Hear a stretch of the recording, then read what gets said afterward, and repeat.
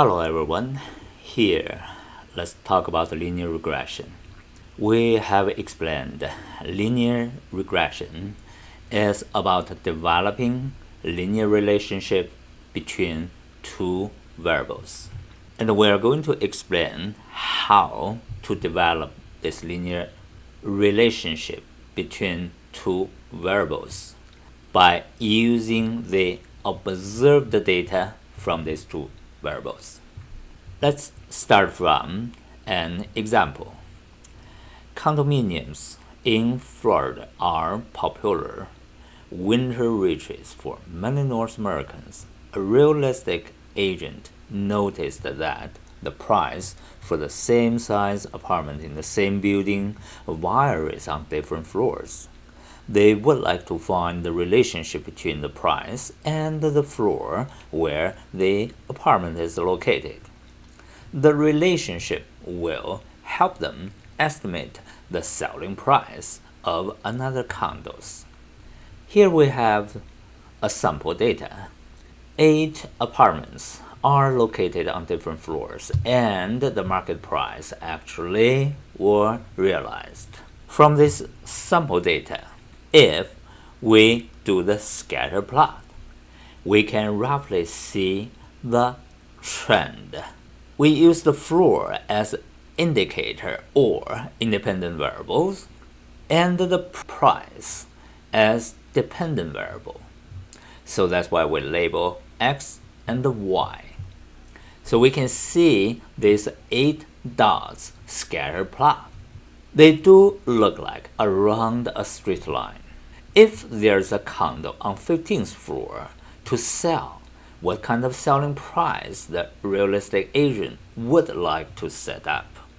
That is the question which motivated the real estate agent to develop this kind of linear model.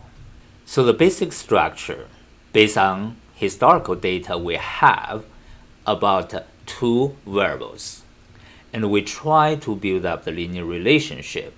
The relationship would be described as y equals b0 and b1x. And we have a little hat on top of y, so that means we come out this relationship would be expressed by the raw data we have observed. So the target for us is to find b0 and b1. They are the intercept and slope. If we can find them, and then we would have this kind of relationship. If this relationship is considered as valid, and we would be able to apply this relationship to find the market price for a new available property. For this part, the learning objective, you will be able to find the linear regression equation from raw data and use it to predict or forecast the value of the dependent variable. So let's look at situation from the scatter plot earlier we observed. Possible straight line could be many different situations. So when we see on the screen, we have 3 straight lines, and those 8 dots are all considered around this straight line. The question is, which line is the best straight line? Or which line is closest to the sample data? We need a standard. So the standard is simply measuring the distance. Here we say vertical difference from the straight line. So if we consider the yellow straight line is the ideal straight line we're looking for, so potentially we try to measure the scatter plot, the dots to the straight line, the vertical difference. So-called the closest one, or the best straight line we can get, would be described this way. For all those vertical differences, we square them and put them together. So this is so-called the sum square. And if we can get this sum square to the minimum situation, And then the straight line would be the ideal one we were looking for. It is called the least square method. Eventually, if we can express this straight line, and then this straight line would be called the least square regression straight line. So this is our standard. Based on this standard, we try to find in what kind of position we would have the minimum sum square error. So that is called SSE. And here we develop this part to try to express intercept and slope by raw data. And we basically use knowledge in calculus. We can develop that. So this is the process based on the theory of calculus, and we can reach the minimum value of SSE, and we find where we reach that. And eventually we express B0 and B1 by raw data showing at the bottom of the screen. We only show you the process. You don't necessarily need to have the knowledge about calculus. So eventually we come out to this least square straight line. We got what we're looking for. The slope and the intercept are expressed by raw data. If we try to perform that by using that result in Excel, we can simply just build up this kind of form. Based on the raw data listed in Excel, we can easily develop all this data in the cells, and we can calculate B1 and B0 in a very convenient way. After that, we come out B1 2.7 and B0 182.97. So this is the best straight line we got. It is called the least square linear regression straight line. In Excel, there's a linear regression program built up. So if we run this linear regression program, it is simply called the regression in the data analysis package in Excel. And here's the outcome showing after running the program. And clearly, you can see the highlighted dark background part give us the result, intercept, and slope. That is exactly the same result earlier we manually calculated in the Excel worksheets. So if we have this regression straight line developed, we know the exact position of this straight line. And then we can use it to predict any other available apartment by using where the location is. For example, if we have an available apartment located on 15th floor, based on this model we developed, we can easily calculate estimated market price would be $223,470. Here's the ANOVA table by running the regression program in Excel. It is a very similar structure like the other ANOVA table we have seen. Basically, we have degree freedom, we have sum squares, we have mean squares, and then we come out the F value. And in the output, we also have F significance value, which is the p-value corresponding to the F test statistic value. There are a few pieces of information in this table can help us identify how well the regression model could be. Generally speaking, we have sum square error, a standard error, an R-square value, and the F value. When F is larger and the model overall would be better. the table for general assessment. For sum square error, smaller would be better. An R-square value, the bigger, the better. Here we have another example.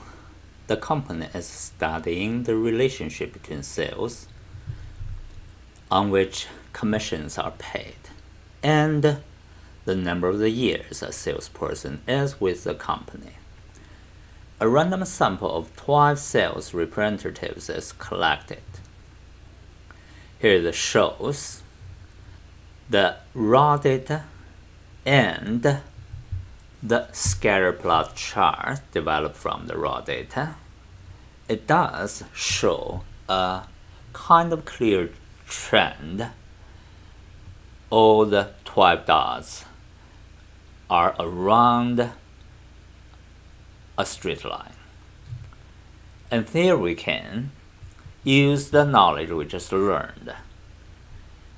From those raw data, we directly calculate slope B1 and intercept B0. And then we can describe the relationship between the sales and the salesperson's work experience with the company. From the chart, we can see the red straight line is so-called least square regression straight line. Using this example, and we can show you some data proof what we have developed, the linear regression straight line. It does have a least square. For example, if we use the straight line, which is y equals 450, and that's a horizontal straight line parallel to the x-axis. You can see that it is considered all the 12 dots around this straight line as well. And by using this straight line, if we develop the sum square arrow, SSE, give us the result 301,000 level, that is SSE.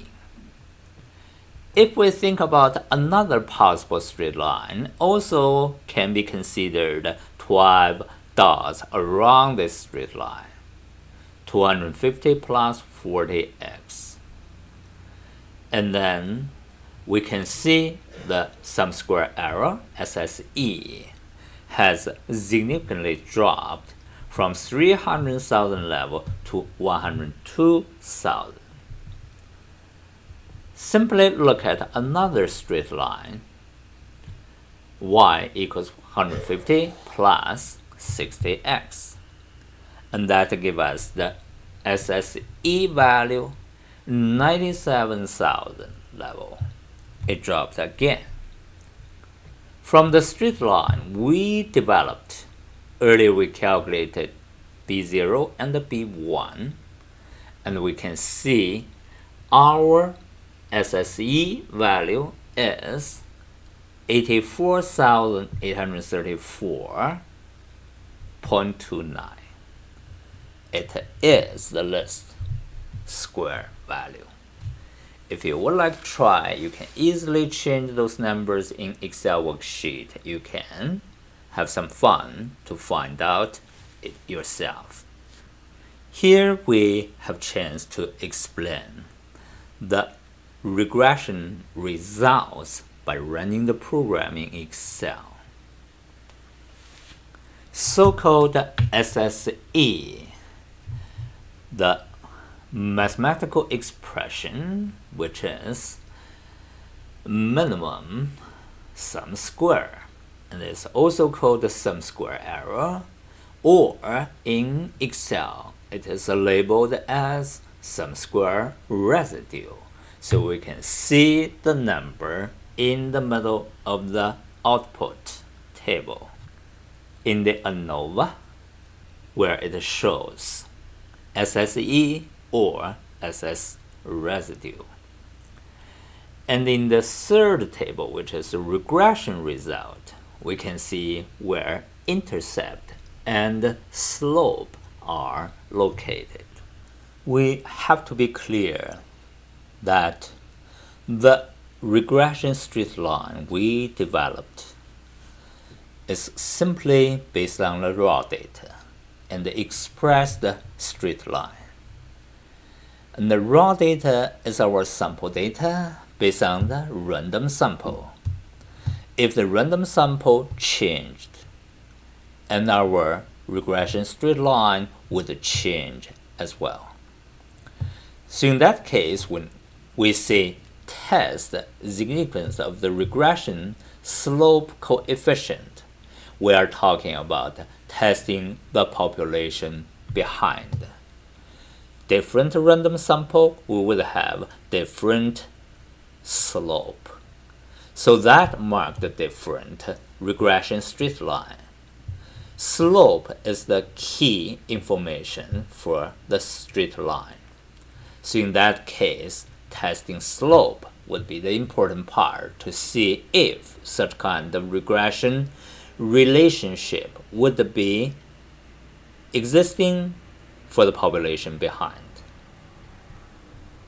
So our hypothesis model, which is basically testing the slope is 0 or not 0, or we say slope exists or not exist.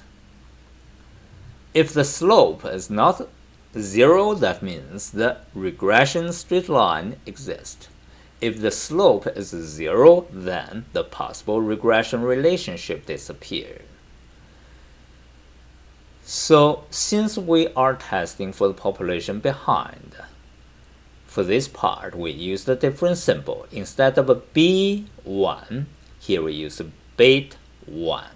So BET1 is described towards to the population behind, but B1 is directly come from the sample data. We do have the test statistic clearly described by the t-test statistic. The information comes from our regression outcome by running the program. B1 and SB1, they are all in the output table. Degree of freedom for this t-test statistic is the sample size minus 2. The standard error for slope B1 can also be described by this mathematical relationship from the standard error and some square error from the independent variable. Standard error is also related to the sum square error. So here's the expression. By dividing degree of freedom and then do the square root. Visualize the expression about the standard error. Potentially, different random sample give us different straight line. So here we show you if we have 3 different random sample, sample 1, sample 2, sample 3, we come out different regression straight line as what it shows in the picture. When the standard error is large, that means those possible regression straight line from different sample, they would spread out different direction in a larger scale. But if the standard error is smaller, and then this kind of scale of the spread out of the direction for the straight line from different samples, they would be smaller. So just looks like they tied up together closer, like the picture in the right side. So here we pointed out those terms or symbols we used from the output table. Standard error in the first summary output table. Sum square error in the middle of the ANOVA output table. Standard error for slope B1 is labeled in the regression output table. With the test statistic T to test the slope for the population behind. Earlier we mentioned, so here's the example. We can pick up those information in the output table by running the program in Excel, and we can come out a t-test statistic. So this t-test statistic is also part of the output table. So you can see what we circled with the red where it is. You can see how the information related in the output table from the value we provided, either from the output or we do the mathematical calculation by using the relationship, and then we make a conclusion would be a similar idea, similar logic. That's what we usually do. When the test statistic is far away from the center, we reject the null hypothesis. When the test statistic is not far away, we cannot reject null hypothesis. So there's a far away or not far away from center by identifying the critical value. Critical value based on the significance level and degree of freedom, we can find out the critical value. The t-critical value can be easily found by applying Excel function t.inv. The positive side, the critical value comes from 97.5% whole left side cumulative for applying this Excel function. The negative part, critical value, can just apply 2.5%, which is the left side. This based on the 5% significance level, we cut it in half, so both ends, each little tail will be 2.5%. For the label situation, when we label the t 0.025, could be also labeled as t 0.975.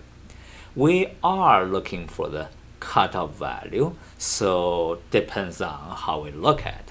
Either right side little part is 2.5% or left side whole part is 97.5%. So we can label them either way. And we can also use the information in the output from the p-value to make a conclusion as well. So clearly for the slope, p-value is 0.0008. It's very small, and we can compare this p-value to the alpha, actually half alpha here, to make decision, reject null hypothesis. As a summary, here we pointed out all those mathematical expression for sum squared regression, sum square error, and sum square total. They can all be calculated by those mathematical formula based on the raw data or sample data collection. And they are clearly shown in the ANOVA output table. And they have the relationship sum square total will be the sum square regression and sum square error together. About determination R square. For the simple linear regression, this determination R square come from the correlation coefficient R square, and the correlation coefficient R, lowercase r, would be the same. But for multiple linear regression, this kind of situation will not exist anymore. And we have another part of understanding based on the expression R square value can be expressed as the proportion sum square regression in the sum square total. So in that case, the portion of the total variation in the independent variable that is explained by this relationship with the independent variable is explained by R square value. Here's what we mentioned. For the simple independent variable situation. Capital R would be equivalent to lowercase r, which is correlation coefficient. So you can see the R square value is in the output table on the top, summary output. For this R square value being expressed that way, and we say R square is used to determine the strength of correlation between the predictors and the target. In a simple way to say, it lets us know how good a regression model is when compared to the average. So R square value indicates the percentage of the variance explained by the regression model. When we say explained, that means from independent variable to dependent variable. How well it is transformed by this regression model. Adjusted R square has the capability to decrease the value with the addition of less significant variables, thus resulting in the more reliable and accurate evaluation. So here is adjusted R square. And again, for a simple regression, which is single independent variable situation, adjusted R square does not mean much. So this adjusted R square actually is applied for the multiple independent variable situation. Hopefully from here, you catch the whole picture of the linear regression and the program in Excel. You can get a clear understanding about the information in the output of the program in Excel.